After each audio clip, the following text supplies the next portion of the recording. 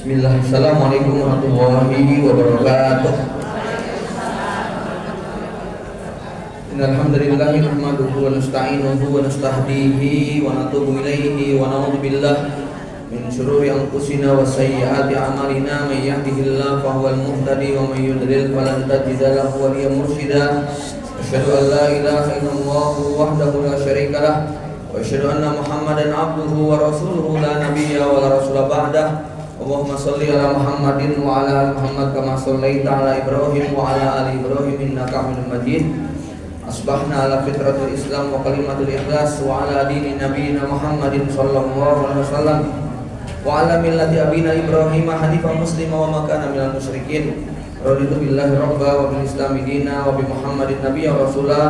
Allahumma inna nas'aluka ilman nafi'a wa rizqan thayyiba wa amalan mutaqabbala wa ba'du. Bapak Ibu kaum muslimin muslimat jamaah kajian Jumat pagi yang dirahmati Allah.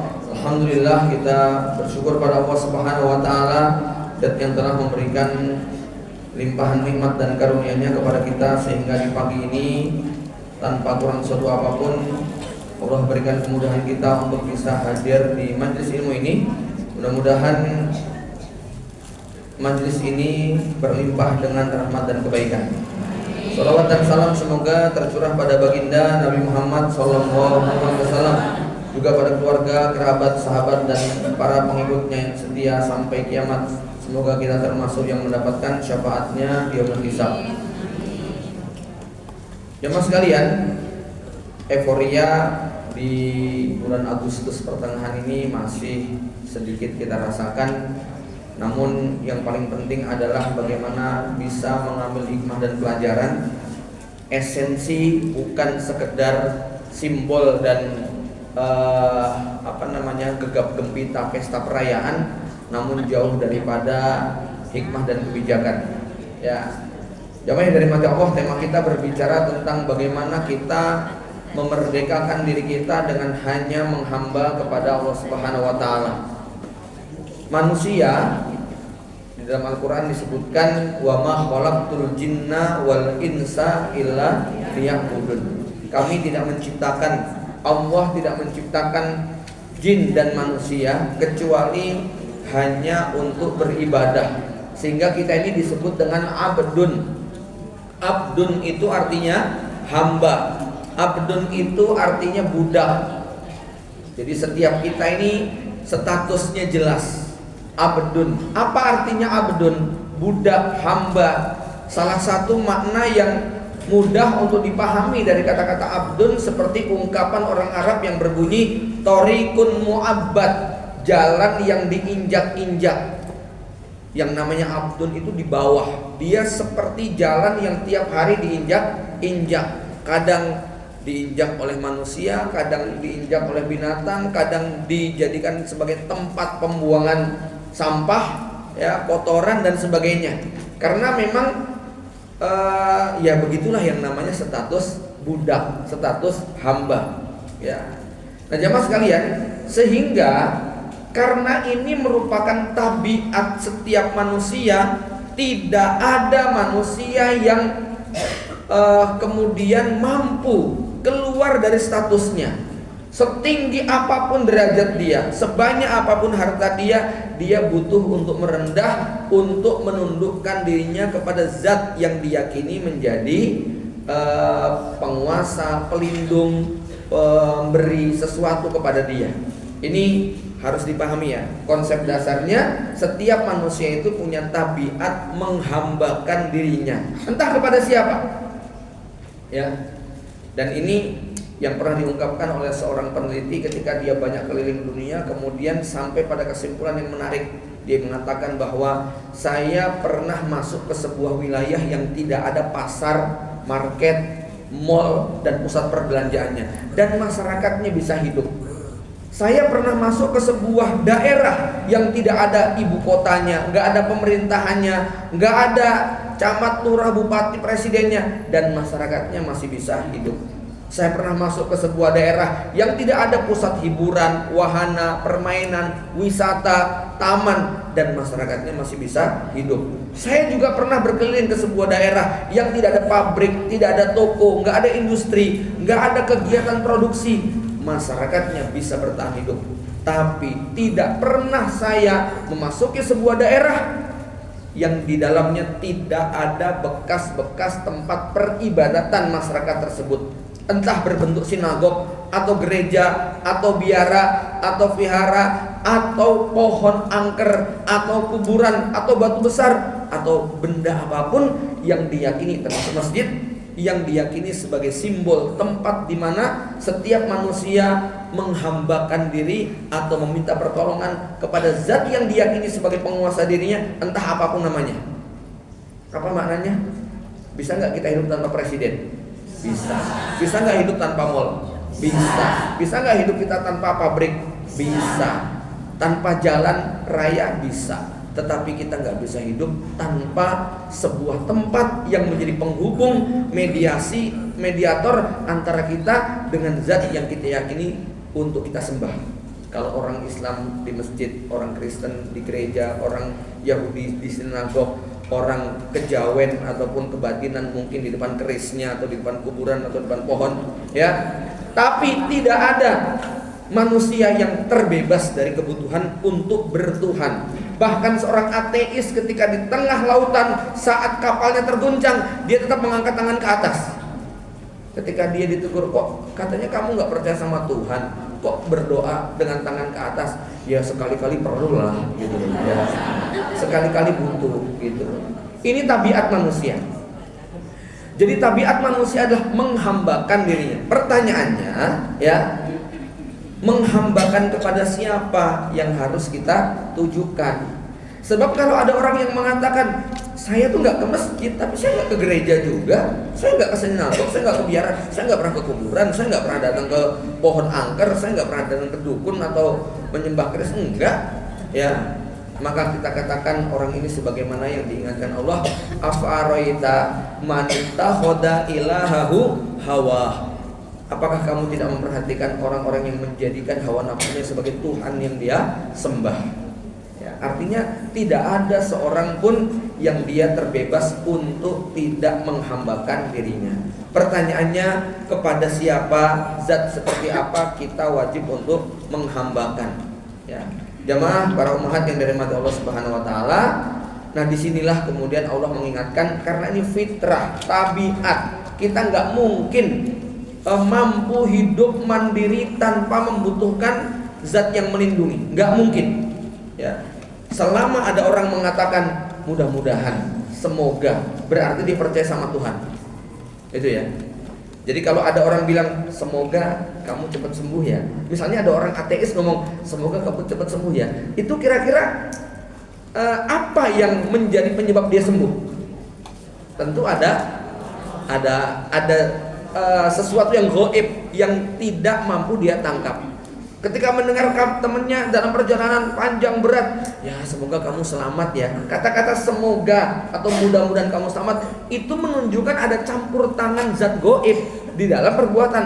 Ya, kalau dokter bilang nih minum semoga cepat sembuh, itu berarti bukan obat yang menentukan. Kan gitu ya. Ada unsur lain. Jadi kalau ada kata-kata mudah-mudahan dan semoga, berarti dia percaya dengan Tuhan entah apapun namanya. Ya, kenapa? Inilah tabiat manusia. Dan saya pikir di muka bumi ini orang yang normal gak mungkin dia tidak pernah sekalipun mengatakan semoga dan mudah-mudahan. Itu gak mungkin. Ya, ini menunjukkan bahwa kita makhluk yang sangat butuh untuk dilindungi. Entah siapa yang melindungi kita, sehingga kemudian sebagai bentuk timbal baliknya, maka kita kemudian akan memberikan ritual atau peribadatan sesuai dengan yang kita yakini. Jamaah para umat yang dirahmati Allah, disinilah kemudian kasih sayang Allah Subhanahu wa taala kepada kita ditunjukkan dalam bentuk diutusnya para nabi dan rasul. Mengapa? Ya, dan ini salah satu keistimewaan umat Islam. Apa keistimewaannya? Zat yang menciptakan kita, yang memberi nyawa kita, yang memberi rezeki kita, yang memudahkan urusan kita, itu adalah zat yang mengenalkan dirinya langsung kepada kita. Kita nggak perlu ngarang untuk tahu nama Tuhan kita Allah. Ya, para umat, Tuhannya orang Yahudi itu apa? Tahu nggak? Nama Tuhannya apa? Yahweh. Pertanyaannya, mereka punya Tuhan namanya Yahweh, itu dapatnya dari mana? Tuhannya orang Hindu, Buddha, siapa? Itu dapat nama Tuhannya dari mana? Ngarang. Ya. Iya. Kalau dikejar, ini nama Tuhan kita A, B, C, itu dari mana? Dari ngarang. Ya. Berbeda dengan umat Islam, Allah yang langsung mengenalkan Qul huwallahu ahad. Langsung Allah yang menyebutkan namaku adalah Allah. Itu Allah kenalkan. Bukan cuma namanya saja, tapi juga sifat dan nama-nama lainnya, asma dan sifatnya. Allah kenalkan yang jumlahnya minimal untuk kita wajib imani ada 99, karena yang belum diajarkan kepada kita masih sangat banyak. Ibu-ibu sekalian, dalam aktivitas sehari-hari kita mau makan baca bismillah, kita mau naik kendaraan. Ibu-ibu kalau naik pesawat itu kan ada kartu petunjuk. Salah satu poinnya adalah berdoa menurut keyakinan agama masing-masing. Di situ ada doa untuk umat Islam. Bunyinya Bismillahirrahmanirrahim wa mursaha subhanalladzi sakhrana hadza wa ma kunna lahu muqrinin. Itu kita baca gitu tuh dari mana? Siapa yang ngajarin? Rasulullah. Rasulullah itu siapa yang ngajarin? Allah langsung, ya. Di bawahnya nanti ada doa buat Protestan, doa buat Katolik, doa buat orang Hindu, doa buat orang Buddha, doa buat orang Konghucu. Pertanyaan saya, itu doa yang ngajarin siapa? Ngarang. Ya. Masya Allah ya. Ini loh maha baiknya Allah Subhanahu wa Ta'ala. Sampai kita mau makan diajari bagaimana cara membacanya, mau pakai baju diajari bagaimana cara membacanya, mau safar diajari bagaimana. Gak ada yang perlu ngarang, tapi kita dikenalkan, ya. Kemudian ya, rumah ibadah. Nama rumah ibadah kita apa? Masjid. Yang menyebut nama masjid siapa? Allah. Kalau selain daripada umat Islam, tempat ibadahnya macam-macam. Pertanyaannya, itu dari mana namanya? Ngarang. Ya. Inilah maha baiknya Allah Subhanahu wa Ta'ala, ya, di mana seluruh sarana yang dibutuhkan oleh orang-orang beriman, kaum muslimin, sama Allah langsung yang memberikan petunjuk dan arahan. Kita tidak perlu capek-capek ngarang, kita hanya diminta untuk mengikuti utusan yang datang kepada kita untuk kita imani. Bapak Ibu sekalian, mengapa ini menjadi sangat penting? Ketika seorang tidak menghambakan dirinya kepada Allah Subhanahu wa Ta'ala, maka dia akan menghambakan kepada selain Allah. Karena tidak mungkin ada manusia yang independen. Lalu apa bedanya sama-sama menghambakan? Beda. Kalau menghambakan kepada selain Allah, maka zat yang kita ibadahi tadi pasti memiliki tendensi dan kepentingan. Nih, kalau kita jadi budaknya majikan kita, pasti untuk kepentingan majikan kita. Kalau ada karyawan menjadi pekerja di sebuah perusahaan, pasti untuk kepentingan pemilik perusahaan. Kalau ibu-ibu ada yang menjadi PRT, pembantu rumah tangga, pasti untuk kepentingan majikannya, supaya rumah majikannya bersih, supaya makanan majikannya itu tersedia, supaya yang itu untuk kepentingan majikannya. Kalau kita bekerja pada rejim tertentu, penguasa tertentu, majikan tertentu, semua pasti untuk kepentingan di mana kita mengabdi. Berbeda dengan Allah Subhanahu wa Ta'ala, di mana Allah sangat tidak butuh kepada ibadah kita. Sehingga Allah Subhanahu wa Ta'ala mengatakan, seandainya seluruh manusia dari yang pertama Nabi Adam sampai nanti manusia yang terakhir hidup di hari kiamat, semuanya sujud, ruku, ngaji, zikir, doa, puasa, bangun malam, kualitas ibadahnya seperti Rasulullah SAW, maka kemuliaan dan keagungan Allah tidak bertambah secuil pun. Jadi kalau misalnya kemuliaan dan keagungan Allah itu saya buat angka 100, maka sekiranya semua manusia ini menjadi orang yang ibadahnya kayak Rasulullah SAW, nilai Allah, nilai kemuliaan dan keagungan Allah nggak jadi nambah 110 atau 105, itu enggak. Kemudian Allah mengatakan, seandainya semua manusia dari sejak zaman Nabi Adam sampai kiamat nanti bejatnya kayak Fir'aun, kayak Dajjal, kayak Abu Lahab dan Abu Jahal, maka tidak gara-gara itu kemuliaan Allah jadi turun, nilainya jadi 90 atau sekian. Nah, beda dengan manusia. Manusia itu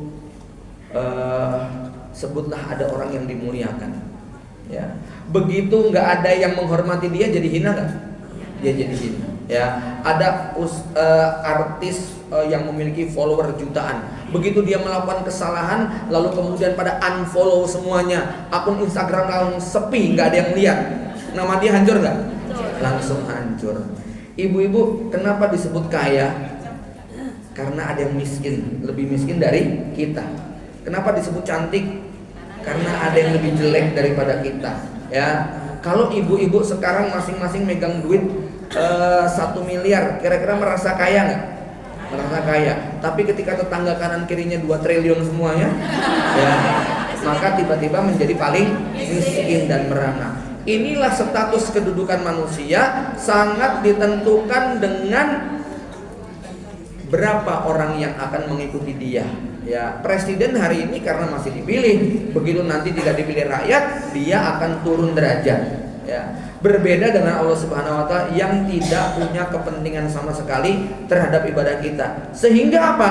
Tujuan manusia diminta oleh Allah supaya hanya menghamba beribadah kepadanya demi memuliakan manusia, bukan untuk merendahkan, bukan untuk menghinakan. Walaupun pekerjaan hamba tadi hanya merendahkan diri serendah-rendahnya di hadapan Allah Subhanahu wa taala.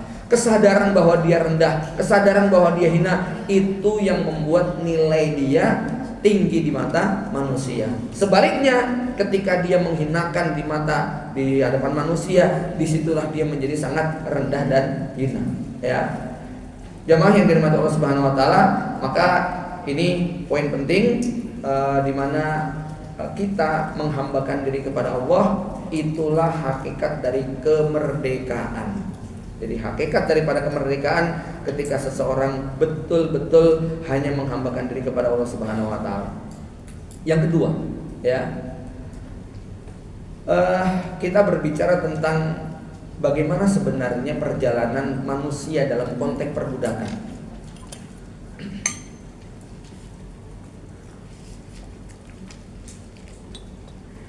Dalam hukum sosial, sejarah manusia merdeka dan budak itu sudah ada setidaknya sejak zaman Nabi Ibrahim alaihissalam. Jadi sebelum Rasulullah diutus, dunia internasional mengakui sebuah hukum dan perundang-undangan di mana perbudakan itu legal. Legal secara syar'i dan legal secara kesepakatan internasional. Mau yang di timur, yang di barat, di utara, di selatan, perbudakan itu nyata, ada, dan diakui hukum-hukumnya. Ya. Sehingga kita lihat misalnya Bunda Hajar itu adalah anak raja yang kemudian jadi budak, lalu diserahkan kepada Raja Mesir, lalu kemudian dihadiahkan kepada Sarah. Kemudian perbudakan juga masih tetap ada pada zaman Nabi Yakub, Nabi Yusuf alaihissalam, sampai di zaman Bani Israel, di zaman Nabi Musa alaihissalam. Awalnya mereka merdeka ketika di zaman rejim Heksos, lalu tiba-tiba di abad ke-12 Masehi itu, di abad ke-16 Masehi setelah Nabi Yusuf alaihissalam meninggal, rejim Heksos dikalahkan oleh rejim Kibti yang kemudian berkuasa sampai datangnya Nabi Musa. Ketika Nabi Musa datang menyaksikan Bani Israel yang dulu merdeka jadi budak. Ya, maka dalam sejarahnya perbudakan itu bisa muncul karena 3 faktor. Faktor yang pertama itu karena peperangan. Faktor yang kedua karena perampokan, penjarahan, penculikan. Faktor yang ketiga karena kemiskinan yang membuat seorang kepala keluarga, bapak atau ibu kemudian menjual anaknya, sehingga anak tadi berubah status dari merdeka menjadi budak. Ya, jamaah yang dirahmati Allah Subhanahu wa taala, peperangan bagaimana? Ya, merupakan sebuah konsekuensi logis. Kalau pihak yang menang itu punya kekuasaan penuh terhadap yang kalah. Laki-lakinya kemudian terbunuh di medan perang. Sebetulnya wanita dan anak-anak termasuk orang tua yang tidak ikut perang, karena berstatus sebagai pihak yang kalah, maka suka-suka yang menang. Ya. Namun kalau mereka dibunuh semua, tentu kasihan. Mereka ini tidak punya kesalahan apa-apa, hanya semata-mata bahwa mereka ini anak dari bapak yang berperang. Ya. Sehingga di dalam Islam kemudian diberlakukan yang namanya perbudakan. Mereka lebih baik tetap hidup walaupun kemudian hidupnya dibatasi, daripada mereka dihukum mati padahal mereka tidak punya kesalahan apa-apa. Dan ini tadi ya sudah ribuan tahun. Kemudian yang kedua, karena penculikan seperti yang dilakukan oleh orang-orang Eropa ya, ketika mereka masuk benua Amerika. Suku Indian yang kemudian dibunuh, dibantai, dibakar, ditawan, kemudian akhirnya habis. Dan mereka menguasai Amerika, mereka masuk lagi ke Afrika, di Pantai Gading, diculik itu wanita dan anak-anak, kemudian dikirim ke Eropa, dijadikan sebagai budak yang bekerja di ladang-ladang mereka. Ya, kalau ibu-ibu, bapak-bapak pernah nonton film-film versi abad-abad 11-12 ya, tentang dunia penculikan, perampokan, ini banyak sekali. Kira-kira begitu gambarannya. Mereka masuk ke sebuah daerah, menculik penduduk setempat untuk kemudian dibawa ke proyek-proyek mereka. Maka negara-negara yang hari ini punya warisan berupa bangunan-bangunan megah, itu biasanya rejim-rejim yang memperlakukan perbudakan. Contohnya Mesir, ya, punya piramida. Kemudian di Amerika juga nanti banyak sekali tuh model-model seperti piramida atau seperti candi-candi besar, ya. Kemudian yang ketiga, penculikan. Ini zaman sekarang masih ada. Kita mengenalnya dengan istilah human trafficking, di mana kadang-kadang menjual istrinya, menjual anaknya. Ya, itu sampai sekarang masih terjadi. Saya pernah jumpa dengan seorang Ivan Mu'alaf, Chinese. Masya Allah, saya lihat wajahnya bersih, putih, tampan. Tapi kemudian dia cerita, "Tad, bagaimana hukumnya kalau seseorang itu betul-betul marah dan benci kepada ibunya sendiri karena waktu kecil pernah diperlakukan secara zalim." Saya katakan, bagaimanapun dia tetap wajib berbakti, walaupun sang ibu betul-betul melakukan sesuatu yang sangat menyakitkan. Iya, ya, dia selalu cerita bahwa waktu kecil, waktu bayi, dia dijual kepada tetangganya 600.000 rupiah, gitu kan, ya.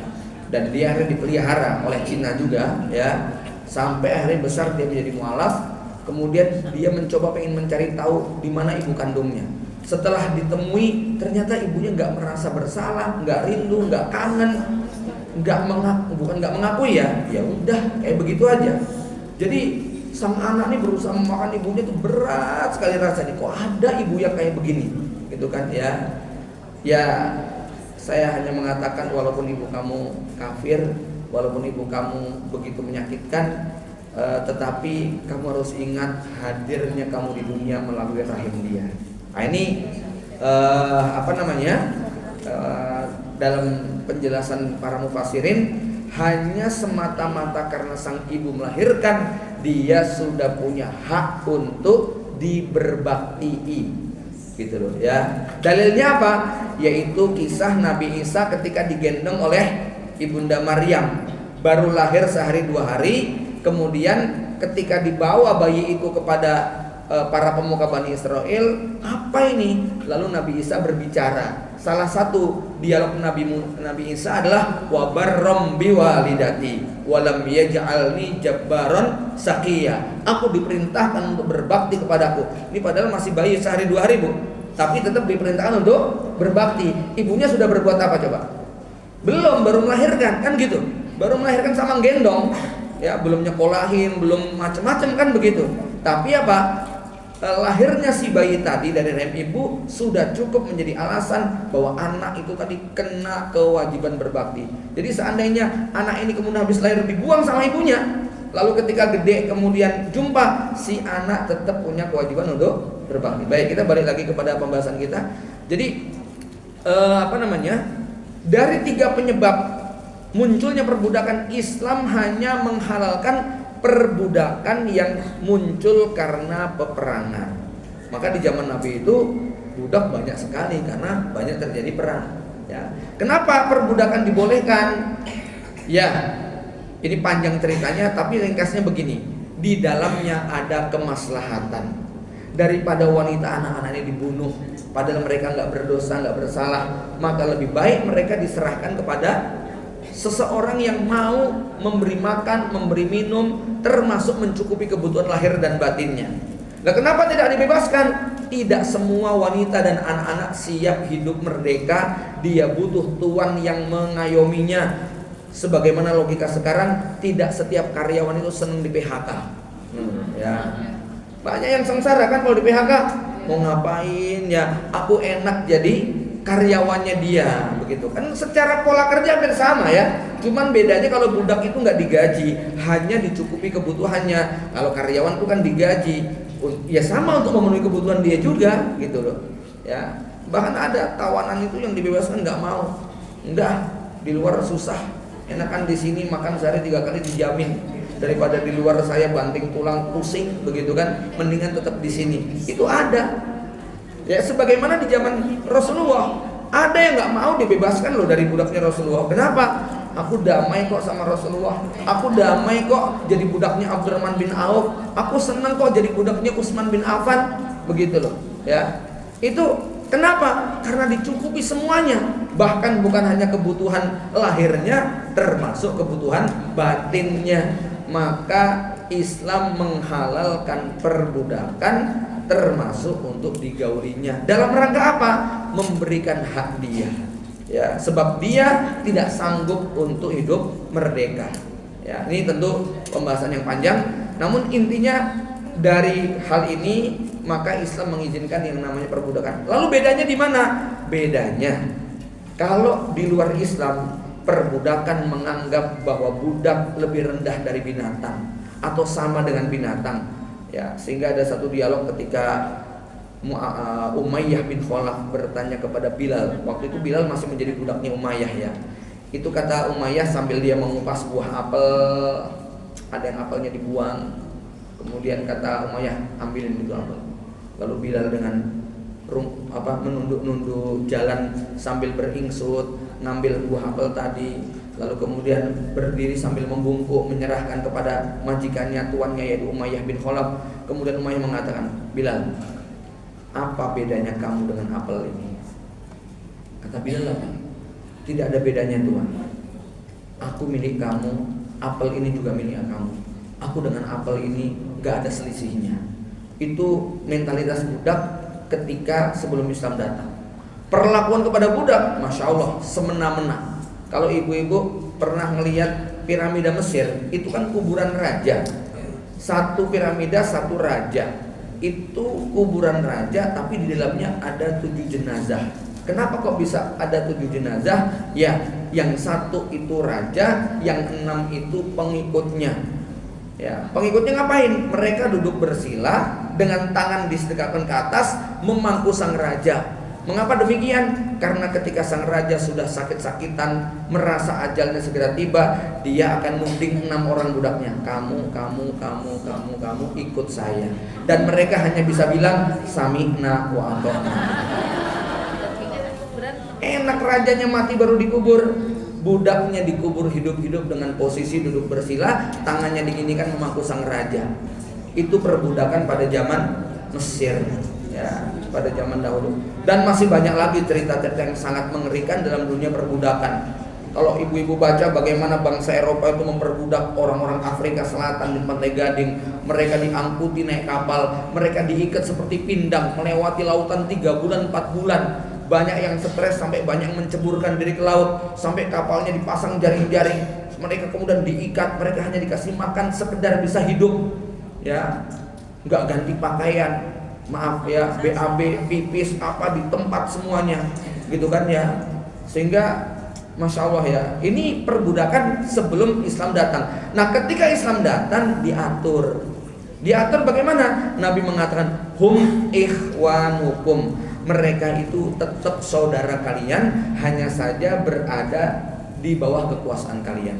Maka barang siapa yang saudaranya berada di bawah kekuasaannya, hendaknya dia memuliakannya, jangan memukulnya, jangan memberi beban di luar kemampuannya. Wa man daraba mamlukahu fakaffaratuhu ayyu'tikahu. Siapa yang memukul budaknya, maka dia wajib untuk membebaskannya. Maka kalau ada yang mengatakan Islam itu melegalkan perbudakan karena nafsu seksual, karena ini itu dan sebagainya, kalau itu semata-mata, maaf, harga pelacur lebih murah daripada harga budak yang 1 miliar sekali pukul hilang, gitu loh. Iya loh, ya. Itu budak itu rata-rata harganya 400-500 juta sampai 1 M. Kalau budaknya perempuan cantik, harganya bisa bermiliar-miliar, begitu kan? Ya, iya. Pernah seorang Muawiyah bin Abi Sufyan memberikan hadiah kepada budak itu satu orang 10.000 dinar nilainya. Ya. Coba bayangkan berapa miliar itu? Kalau Salman Al Farisi dihargai sekitar 400 dinar. Ya, pokoknya kalau di rupiah bukan 400 dinar. Sekitar kalau di rupiahan 400 sampai 500 juta rupiah. Maka ini dalam Islam budak sangat dimuliakan. Ditambah ada syariat-syariat yang hukumannya kalau dilanggar wajib membebaskan budak, ya. Makan di siang hari bulan Ramadan, berhubungan di siang hari bulan Ramadan, enggak menepati sumpah dan nazar, kemudian enggak sengaja bunuh orang, ya, kemudian bayar dam, melanggar waktu umroh. Ini hukumannya adalah membebaskan budak. Ditambah hasungan dalam Islam bagaimana seorang muslim itu tertarik untuk membebaskan saudaranya di budak. Nabi mengatakan, siapa yang membebaskan budak, Allah akan bebaskan dia dari api neraka. Yang membebaskan tangannya, tangan dia akan dibebaskan dari api neraka. Yang membebaskan kakinya, kakinya akan dibebaskan dari api neraka. Yang membebaskan kemaluan budak, kemaluannya akan dibebaskan dari api neraka. Yang membebaskan seluruh tubuhnya, maka seluruh tubuhnya juga akan dibebaskan dari api neraka. Lah kok ada yang membebaskan tangan, kaki, kemaluan? Ya, karena kadang-kadang satu budak milik bareng-bareng, Bu. Contohnya dalam perang budaknya cuma 20, prajuritnya ada 100. Gitu kan ya. Nah, itu dibagi-bagi. Satu orang milik 5 orang. Nah, begitu. Sehingga apa? Ini kalau budaknya harga 500 juta, kepemilikan saya di dia hanya 100 juta. Macam kayak gitu. Nah, saya ikhlas misalnya, sudah ini tak bebaskan, yang jatah saya enggak saya ambil. Maka budak tadi merdekanya baru 20%. Gitu kan ya. Oh ternyata teman saya 2 orang bebaskan. Dia berarti bebasnya berapa? 60%. Nah budak ini biasanya datang ke bendahara ya, tuan. Ya datang ke bendahara negara ya, ke Baitul Mal. Dia bilang, "Tuan, Pak, saya ini seorang budak, tetapi 3 tuan saya sudah membebaskan bagiannya 20. Saya minta zakat." Nah itu ya. Maka apa? Salah satu jatah zakat adalah buat wafir riqab, yang di dalam membebaskan budak. Nanti dia dapat 200 juta, 200 jutanya dikasihkan kepada tuan A dan B. Saya minta dibebaskan, ini nilai harga saya, kasih 100. Maka tercatat dia menjadi orang merdeka, gitu loh. Ya, itu namanya budak mukatab, budak yang mengadakan perjanjian untuk dibebaskan. Baik para umat yang dirahmati Allah, pembahasan yang ketiga ya, bagaimana Islam memperlakukan perbudakan dari zaman ke zaman dan bagaimana solusinya. Kalau kita lihat, maka ada benang merah, ada kemiripan yang sangat kuat dari zaman Nabi Ibrahim sampai zaman Nabi Muhammad SAW sampai abad sekarang. Apa itu? Ya, kita lihat mereka diajak semata-mata beribadah kepada Allah Subhanahu wa taala. Mereka tidak menyembah manusia, mereka mengilmui tentang Allah Subhanahu wa taala. Kita lihat Nabi Ibrahim membangun Ka'bah dan membangun Baitul Maqdis. Kita lihat Nabi Yusuf alaihissalam membebaskan para budak. Nabi Musa juga demikian. Ij'alu buyutakum kiblatan. Jadikan rumah-rumah kalian sebagai kiblat untuk menyembah Allah Subhanahu wa taala. Sampai di zaman Rasulullah sallallahu alaihi wasallam.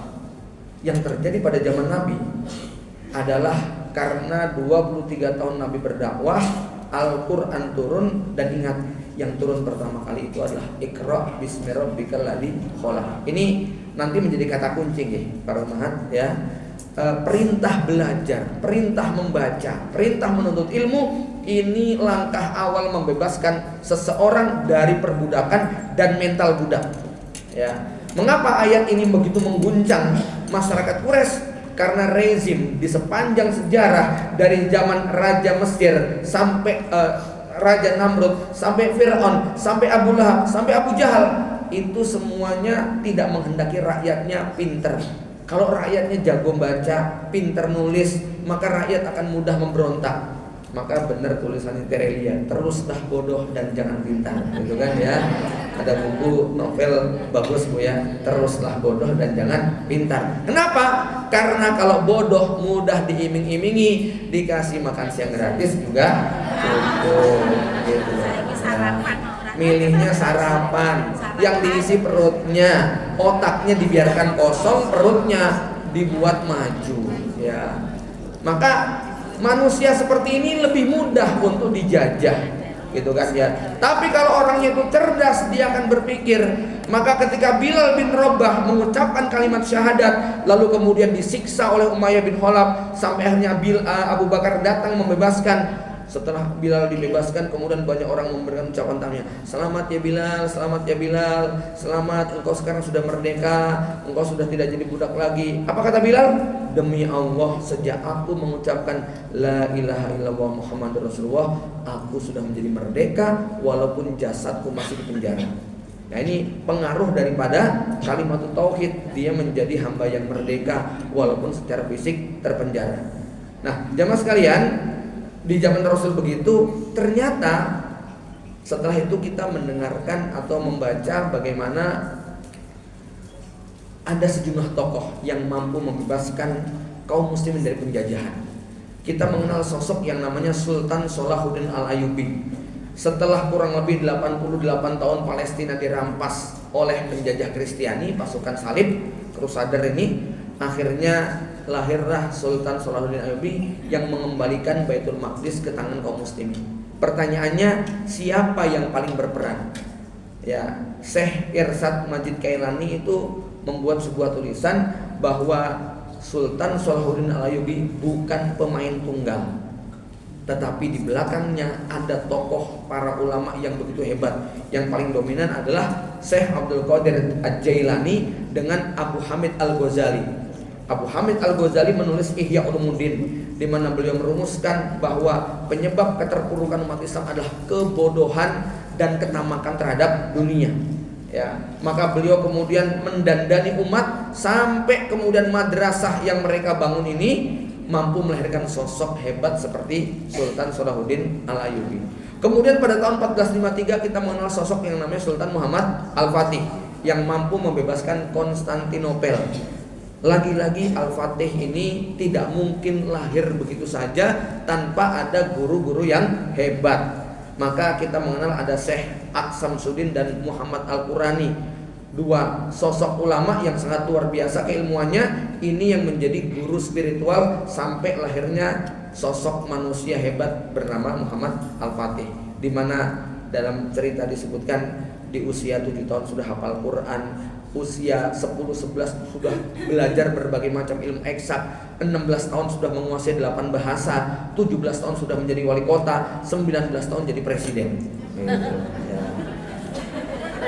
Jadi ada teladannya Bu.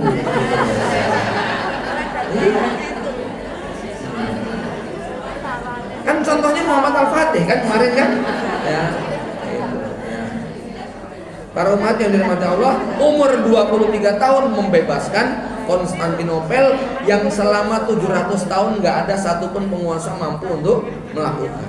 Ya, Bapak Ibu sekalian, lalu jarak 100 tahun kemudian, lebih tepatnya pada 1571 terjadi perang Lepanto di Yunani, di mana 300 kapal Turki Utsmani berhasil dikalahkan, 110 ditenggelamkan, 190 ditawan, 30.000 tentara muslim itu terbunuh syahid semuanya. Dan sejak saat itu Turki Utsmani makin melemah sampai akhirnya 1924 bulan Maret tanggal 11 Turki Utsmani gulung tikar. Sudah nggak ada lagi yang namanya khilafah Islamiyah. Ternyata hal yang serupa terjadi di negeri kita, Indonesia, Nusantara sejak 1591 ketika Cornelis de Houtman kemudian masuk ke Indonesia. Konon itulah awal penjajahan di negeri kita selama 350 tahun.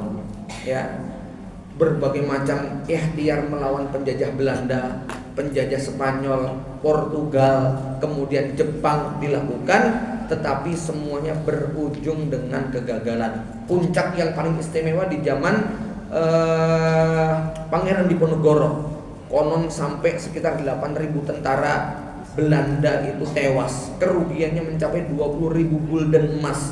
Kemudian ya pokoknya melawan Diponegoro selalu kalah, sampai akhirnya Diponegoro dijebak dan akhirnya gerakan jihadnya Diponegoro berakhir, gerakan jihadnya Imam Bonjol berakhir, gerakan jihadnya Teguh Umar berakhir. Ini penjajahan luar biasa, tetapi menjelang 1924 di mana Turki Utsmani sebagai puncak kekhilafahan umat Islam itu berhasil dikalahkan, umat Islam di Indonesia melihat bahwa perjuangan tidak boleh berhenti. Jadi di sana Bu, di luar negeri itu Turki Utsmani sedang rata dengan tanah. Apa yang terjadi di Indonesia? Yang terjadi di Indonesia ini luar biasa. Pada tahun 1926 Hasyim Asy'ari tanggal 31 Januari mendirikan Nahdlatul Ulama. Muhammadiyah berdiri pada 18 September 1912. Syarikat Islam berdiri pada 16 Oktober 1905. Al-Irsyad berdiri 6 September 1914. Wasiliyah 1930. Pondok Gontor 1926. Al-Khairat 1930. Matlaul Anwar 1916. Persis 1923. Apa maknanya? Ketika gerakan mengangkat senjata itu dilucuti semua oleh Belanda, maka ulama banting setir untuk memikirkan nasib umat Islam, yaitu dengan mendirikan gerakan ilmu, gerakan dakwah, gerakan pendidikan. Ibu-ibu, saya bertanya begini kira-kira, sampai sekarang masih ada nggak pengikutnya Imam Bonjol, Bu? Siapa? Di mana? Mana buktinya? Nggak ada. Pengikutnya Diponegoro masih ada nggak? Nggak ada. Pengikutnya Teguh Umar, Sultan Hasanuddin, ya kita nggak temukan. Tapi kalau saya tanya, mana pengikutnya Kiai Haji Ahmad Dahlan? Wah, berapa puluh juta. Mana pengikutnya Hasyim Asy'ari? Wah, masya Allah berapa puluh juta. Mana pengikutnya Syekh Ahmad Surkati? Mana pengikutnya Hasan Persis? Kita akan temukan jumlah mereka mendominasi di Indonesia, ratusan juta jumlahnya.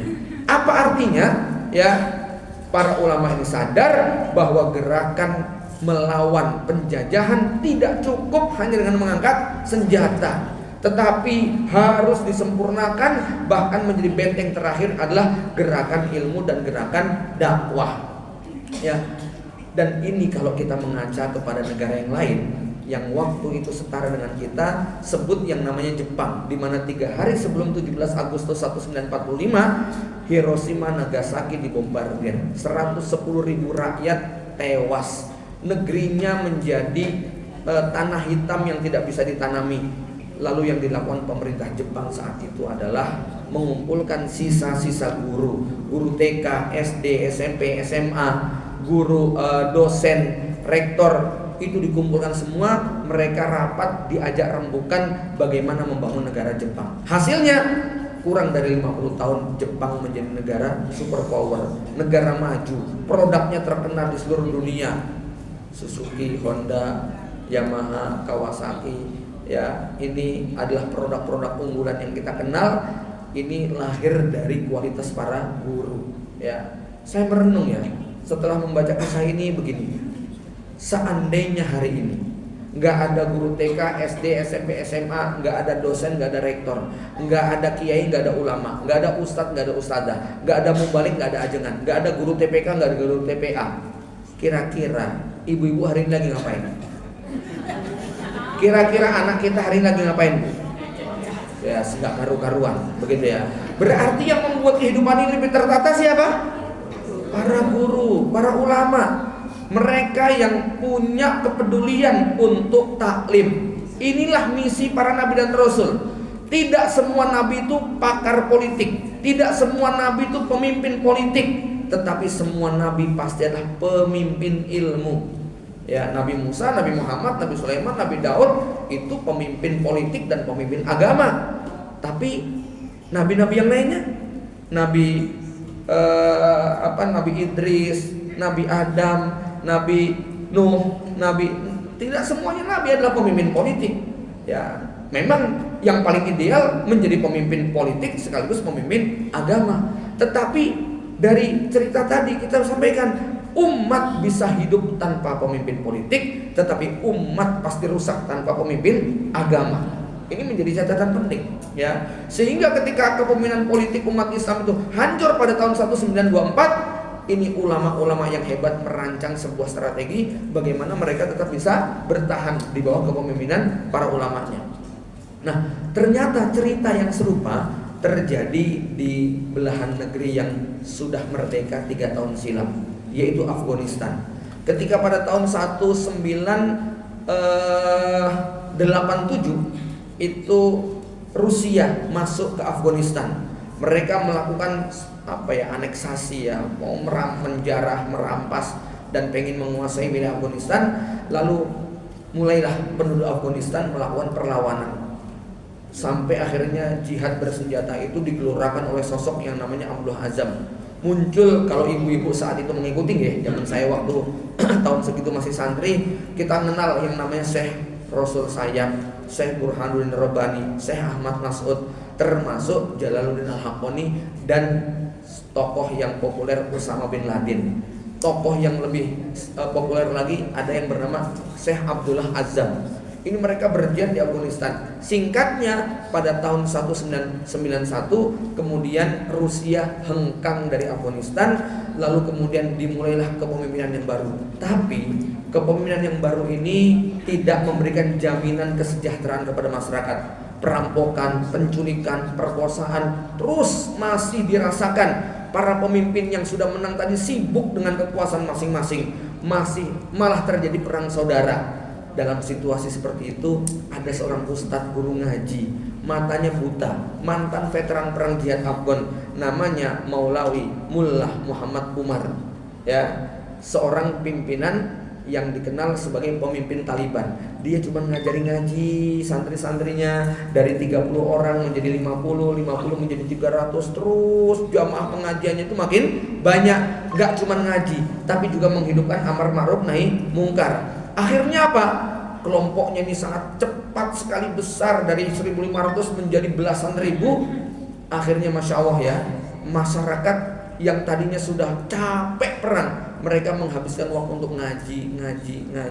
Dan akhirnya apa? Mereka diajari oleh Mullah Umar bagaimana kemudian beramar ma'ruf nahi mungkar. Setiap ada perampok, pemerkosa di sebuah tempat, tangkap, dihukum dengan hukum syariat Islam. Akhirnya provinsi-provinsi yang lain minta tolong, kami tolong juga dong dikirim santri yang ngajari begini, kami pengen hidup aman dan sebagainya. Sampai akhirnya gerakan Taliban tahun 1996 berhasil menguasai ibu kota Afghanistan, Kabul, ya. Kemudian berkuasa selama 5 tahun. Namun pada tahun 2001 WTC meledak. Taliban dituduh melindungi Usama bin Laden. Akhirnya Amerika masuk ke Afghanistan, digulingkanlah pemerintahan Taliban. Taliban kembali lagi ke kampung-kampung, taklim, ngaji, ngajar, ngisi kegiatan-kegiatan keilmuan dengan tetap mengangkat senjata. Jihad selama hampir 20 tahun, dari 2001 sampai 2021. Kemarin Agustus 2021 Kabul jatuh ke tangan Taliban tanpa pertumpahan darah. Kenapa? Rakyat sudah diedukasi dengan pengajian dan ilmu, sampai akhirnya mereka melihat gak ada yang lebih baik daripada Taliban. Dan kemarin Agustus mereka baru melaksanakan ulang tahun kemerdekaan yang ketiga. Masya Allah, ya. Ibu-ibu sekalian, kalau ibu-ibu mengikuti perkembangan Afghanistan, Taliban ini sangat menyenangkan. Sampai Yusuf Kala mengatakan bahwa Taliban hari ini beda dengan Taliban pada zaman dulu. Taliban hari ini adalah anak-anak muda yang terpelajar, tidak kolot seperti generasi yang pertama yang adanya cuma senjata. Sekarang mereka belajar diplomasi, belajar teknologi, belajar macam-macam, nggak sekaku zaman dulu yang perempuan nggak diizinkan untuk belajar. Ya, Taliban yang sekarang sangat akomodatif. Apa yang dilakukan? 6 bulan sebelum rejimnya Ashraf Ghani itu digulingkan, itu gaji PNS rata-rata nggak kebayar semua. Kenapa? Ini rezim buatan Amerika paling korup. Semua dana dari Amerika dimakan sama pejabat-pejabatnya, sampai kemudian rakyat dan aparat sipilnya atau PNS-nya itu nggak mendapatkan. Akhirnya Taliban hanya dalam waktu beberapa bulan semua gaji PNS dibayarkan. Yang paling menakjubkan apa ibu-ibu sekalian? Karena mereka ini terpelajar ya. Masyarakat Taliban itu tolib itu yang santri, ya. Mereka belajar, mereka ngaji. Apa yang kemudian mereka lakukan? Mereka banyak di penjara. Tapi ketika Taliban berkuasa kemudian dibebaskan, mereka kemudian mengatakan begini: memang dulu mereka adalah musuh politik kami, mereka dulu menyiksa kami, mereka dulu memenjarakan kami, tapi hari ini kami mendapat mandat dari rakyat untuk berkuasa. Dan mereka musuh-musuh politik kami sekarang jadi rakyat kami. Kalau mengikuti dendam kusumat, tentu kami ingin balaskan. Tapi mereka sekarang menjadi rakyat yang kami punya kewajiban untuk melindungi dan mengayomi. Wah, Masya Allah ya. Itu kalimat yang sangat menggetarkan sekali. Dia keliling tuh ke penjara. Ini yang menyiksa saya dulu, begitu kan ya. Ini yang nyiksa aku sungkem-sungkem gitu loh Bu ya. Sudah, sekarang kita sudah sahabatan semua. Ini Bu, Pak, biasanya sebuah kekuasaan politik kalau berkuasa dia akan menggulung partai yang lain, ya tidak? Nah, biasanya begitu kan ya, disandera, di ini, di itu. Taliban enggak. Dulu memang kamu musuh politik saya, tapi sekarang kamu adalah rakyat kami. Kami pimpinan wajib memberikan santunan kepada kalian. Itu jenderal-jenderalnya Bu, jenderal-jenderal gajinya tuh hanya 3 juta, 4 juta. PNS-nya di bawah UMR kita. Tapi jawaban mereka apa? Ya Allah, dikasih fasilitas rumah kecil, dikasih fasilitas mobil butut. Mereka bilang apa? Kami tuh terbiasa tinggal di tenda-tenda dan hutan-hutan. Nginep di rumah tuh maksimal 3 hari, harus pindah ke tenda lagi. Kalau hari ini kami dikasih kayak gini, ini udah kebanyakan, gitu loh ya. Maka Masya Allah gitu kan ya, dibersihkan betul tuh. Ya, maka tahun 2022, 2023 itu yang namanya Afghanistan itu kan sebelumnya menjadi pemasok opium ganja terbesar di dunia. Tetapi di masa pemerintahan Maulawi Akhundzada Hibatullah ini kemudian apa? Berhasil dipangkas habis. Dan kemudian hari ini peraturan dibuat, Masya Allah, betul-betul sangat menenteramkan rakyat Taliban. Jadi kalau ibu-ibu buka bagaimana Afghanistan hari ini, sangat menyenangkan sekali. Kata kuncinya apa? Mau kembali kepada ilmu, gitu ya. Mau kembali kepada ilmu, tidak hanya nenteng senjata, begitu loh ya. Tidak hanya dengan kekerasan, karena banyak hati manusia yang bisa ditundukkan dengan ilmu dan penjelasan semacam itu. Dan ini lebih menenteramkan. Senjata itu bukan nomor 1, tapi dia paling belakangan ketika sudah nggak ada cara lagi untuk menjelaskan. Para umat yang dirahmati Allah, Indonesia dengan ilmu, Taliban juga demikian, Jepang juga demikian. Maka kalau kita kemudian mengaca kepada ini semuanya, cara mengisi kemerdekaan yang paling baik adalah jangan khianati para ulama yang sudah berjibaku kerja keras luar biasa untuk memerdekakan negeri ini. Ada 2 warisan penjajahan yang tetap disisakan buat rakyat kita. Yang pertama adalah kemiskinan, yang kedua pembodohan. Ya, pemiskinan dulu para penjajah itu menguasai hilir sampai hulu, produksi sampai distribusi, semua jalan-jalan utama mereka kuasai. Maka umat Islam itu bisa ngelihat itu di seluruh raya, nggak usah jauh-jauh lah ya. Semua wilayah pinggir jalan utama milik siapa? Bukan milik kita. Ya memang yang jaga kita, gitu, kasirnya kita, gitu kan ya. Ya, lihat kebun-kebun besar yang di Jakarta itu 79% ya, itu tanah bukan milik kita, gitu kan ya. Maka saya sangat senang sekali kalau melihat umat Islam itu mandiri secara ekonomi, mau bisnis, mau dagang, mau mandiri, mau entrepreneur, tidak kemudian hanya mengekor saja. Kalau zaman dulu Bu ya, itu yang mengisi kebun-kebun milik mereka itu orang pribumi Indonesia, namanya Joko, Wanto, Edi, Budi gitu ya. Kira-kira gitu ya. Itu yang kerja di pabrik, yang kerja di ladang, yang kerja di toko, mereka bekerja Senin, Selasa, Rabu, Kamis, Jumat, Sabtu. Nanti hari Sabtu gajian, Bu. Ba'da duhur gajian. Tapi mereka asing dan asong ini pinter. Ba'da duhur ya, ba'da duhur hari Sabtu mereka bikin pusat belanja, pusat hiburan, pusat jajanan, pusat mainan. Akhirnya terima Sabtu, habis itu ngapain, Bu? Sore jalan-jalan sama istri. Malam duitnya balik lagi ke mereka. Hari Senin nggak punya duit lagi, kerja lagi, gitu loh Ibu ya. Sekarang masih berlangsung nggak begitu? Masih. Bahkan lebih halus tapi lebih sadis. Jabatannya boleh pimpinan cabang, kepala gudang, gaji sekian, tapi dompetnya dibuka, kartu kreditnya 8, gitu loh ya. Rumah cicilan, motor cicilan, mobil cicilan, laptop cicilan, HP cicilan, gitu loh ya. Sampai meninggal dunia rampung nggak utangnya? Nggak rampung-rampung. Ini penjajahan gaya baru. Maka ibu-ibu ya, penjajahan itu dengan dua jalan, pedang dan utang, gitu loh ya. Maka kalau Anda betul-betul mau merdeka, merdekakan diri dari utang, gitu. Mohon maaf ya kalau menyindir, gitu kan ya. Yang masih punya utang berarti belum merdeka, masih terjajah, gitu ya. Yang kedua pembodohan bagaimana? Ulama dipisahkan dari santri, kiai-kiai dibuang ke pelosok-pelosok, rakyat hidup tanpa ustadz dan kiai. Maka kalau kita hidup jauh dari ulama, berarti kita siap untuk dijajah ya. Maka cara memerdekakan yang paling pokok hari ini adalah satu, dekatkan dengan ilmu. Dua, mandiri secara ekonomi. Bahkan sampai Rasulullah SAW mengatakan, yushaku antakuna khairu amwalikumul ghanam fi safil jibal. Hampir-hampir harta kalian yang paling baik nanti menjelang kiamat itu adalah kambing-kambing, domba-domba yang kamu pelihara di lereng-lereng gunung perbukitan yang ada air dan rerumputan. Saya menghayalkan, Bu, punya suasana seperti ini, hidup di lereng gunung, padang rumput yang luas, ada sumber mata air yang sangat deras, punya kambing 500 ekor, gitu ya. Itu, Bu, kalau kita kondisinya kayak gitu, Bu, ya, tiap hari pagi kambing guling, siang sop kambing, malam sate kambing, minumnya susu kambing. Kalau 400-nya betina, 100-nya itu jantan, maka nyembelih 1 lahir 2, gitu ya. Wah, itu merdeka secara ekonomi, nggak pakai listrik, nggak pakai pulsa, nggak pakai macam-macam wis, pokoknya hidupnya ngaji, merah kambing, nyembelih kambing, gitu kan ya, bakar kambing, kumpul-kumpul, waduh, masya Allah, itu nggak kenal krisis. Ini Nabi SAW mengatakan demikian, ya.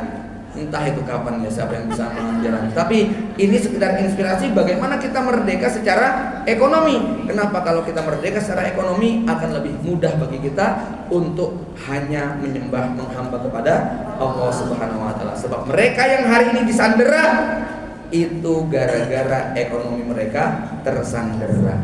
Demikian, mudah-mudahan bermanfaat. Aku qouli hadza wa astaghfirullah wa lakum. Assalamualaikum warahmatullahi wabarakatuh.